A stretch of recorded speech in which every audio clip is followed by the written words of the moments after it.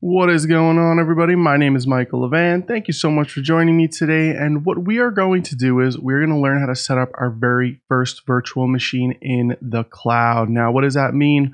Well, in AWS, it is EC2, Elastic Compute Service. So what we're going to do is we're going to go ahead and we're going to click on EC2. And then right from here, we have a Launch Instances button. So click on that orange button here. And then as you can see, you have a few different options. Now your AMI, kind of think about it like your golden image of sorts if you come from the sysadmin background.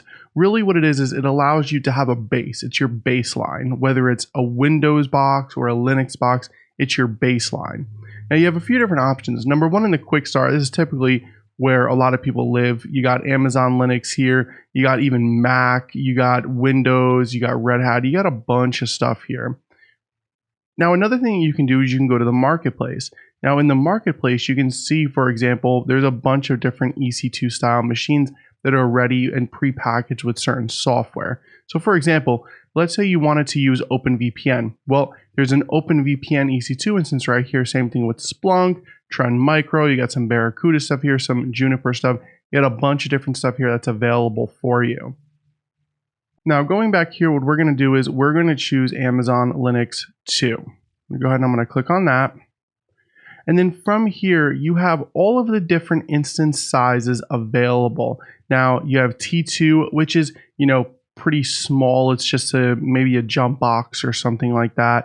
And then as you go up, you got a few different sizes that are available. So for example, if you look here, here's memory and here's virtual CPUs. So you got some with 32 gigs and 8 CPUs. You got some with 60 gigs and 36 CPUs. So depending on your workload, this is going to change. So the instance type will change.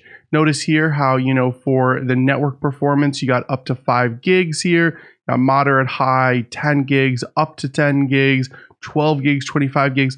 So again, depending on the reason that you want to spin up this instance, it's going to vary here. So what I'm going to do is I'm going to choose T2 Micro. Notice here how it is under the free tier eligible. Go ahead and I'm going to click configure instance. Now, here's where a lot of the magic happens for the instance. Number one, you can choose how many instances you want. You can choose the purchasing option. So spot instances are a way to run instances per hour. They can kind of go away at any time. And then you have your network options right here. Now, you're not going to have as many VPCs as I do, which is okay. Ignore these two. You're going to have a default. Now, the default is essentially spun up with every single AWS instance. And then you have your subnets. Now, depending on where you want your server to be, you have US East 1B, US East 1D, 1E. So the subnets are based on the availability zone that you want to use. I'll go ahead and choose 1B. And then you have an option here for auto-assign public IP address. Now, notice here, it's enabled by default because that's the subnet setting. Now, this is very important, and a lot of these options are very crucial. As you can see, it's pretty easy to just click next, next, next, but you never really want to do that because you could, for example, enable a public IP address on a domain controller. And then what? Well, you might have some problems from an attack standpoint. So always be aware of the options that you're choosing here. Next, you have your host name option. So if you want to have a specific host name, you can do an IP, resource name, etc. Your DNS options here. Capacity reservations, placement groups, which essentially allows you to spin up EC2 instances that require greater redundancy or network throughput. Domain join directory, so if you need to join the AWS directory services with this instance, you can. The IAM role. Now, you may be wondering, well, why would I need an IAM role for this? Well, I'll give you a scenario. Let's say you need this server to run scripts or automation against some AWS services. Maybe you need to run, I don't know, some Lambda functions or something like that. Well, you could choose an IAM role here, and those permissions would be available directly to this server. So you wouldn't have to worry about logging in, doing, AWS configure on the command line, et cetera, et cetera. Now, if you're not familiar with IAM and all that, keep in mind we will go through a security portion of this course.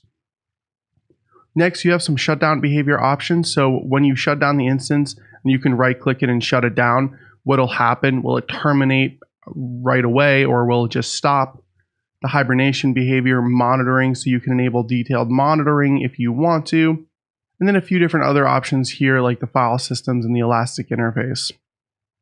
Now, right under the network interface is where you can choose if your server is going to get a primary IP address. For example, it's going to auto-assign the subnet if it needs a secondary IP address, etc.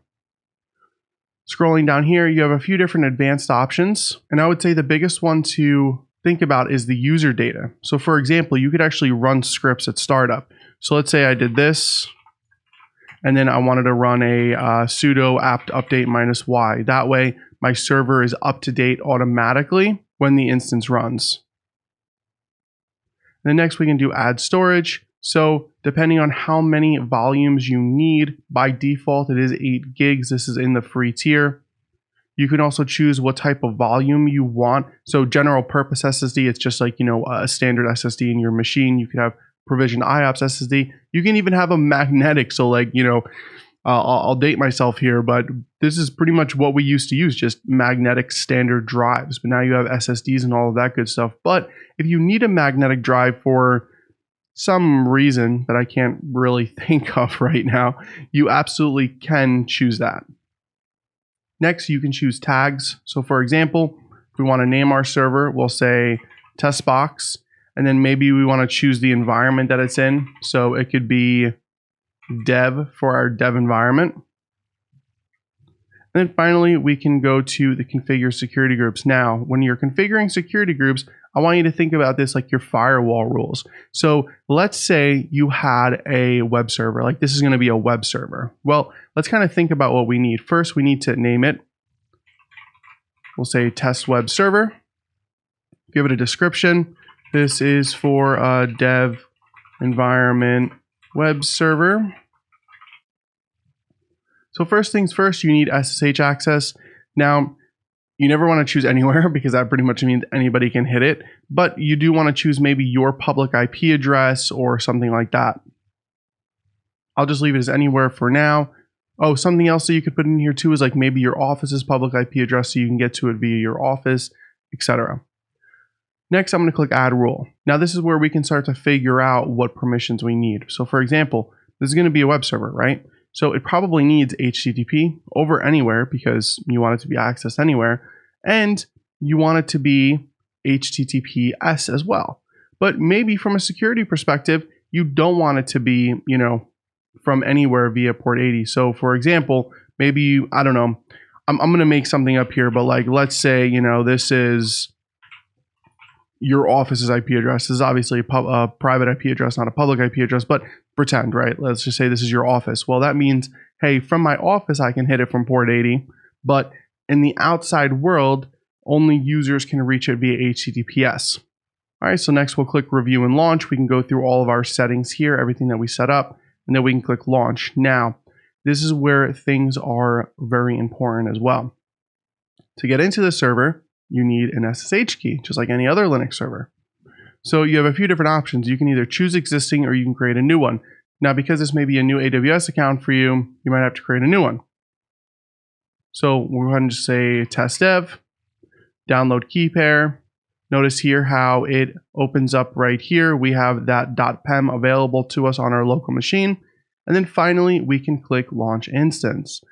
And that is how you can get started right away with EC2 in AWS. Thank you so much for watching.